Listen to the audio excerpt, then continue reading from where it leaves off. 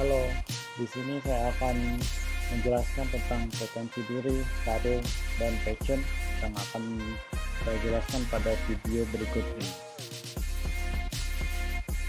Setiap individu memiliki permasalahan dalam hidupnya. Permasalahan terbesar dalam hidup adalah bagaimana kita dapat menaklukkan diri kita sendiri. Sebab dengan mengenali potensi diri akan mampu menenangkan kita dalam kehidupan. Apa itu potensi diri? Potensi diri dapat diartikan sebagai kemampuan dan kekuatan yang dimiliki oleh seseorang, baik fisik maupun mental yang dimiliki seseorang dan mempunyai kemungkinan untuk dikembangkan bila dilatih dan ditunjang dengan sarana yang baik. Sedangkan diri adalah seperangkat proses atau ciri-ciri proses fisik, perilaku, dan psikologis yang dimiliki. Aspek diri yang dimiliki seseorang antara lain adalah diri dari fisik itu sendiri, proses diri sosial, dan yang terakhir adalah konsep diri. Sedangkan karir merupakan totalitas kehidupan profesional sejak bangun di pagi hari hingga kita kembali tertidur lelap.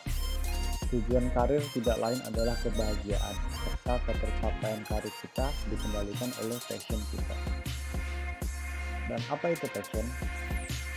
Passion merupakan segala hal yang kita sukai atau kita minati sedemikian rupa sehingga tidak terpikir untuk tidak melakukannya. Passion adalah segala macam wujud keunikan, keistimewaan yang kita miliki dan rasakan.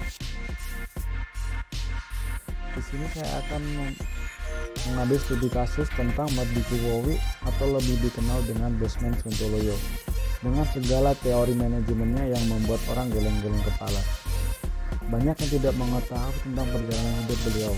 Di samping kesuksesan yang diraihnya saat ini, banyak sekali perjalanan terjal yang telah dilewatinya. Perjalanan tersebut dibilang tidak mudah karena sejak beliau mulai bersekolah selalu berpindah-pindah dikarenakan pekerjaan ayahnya yang tidak tetap.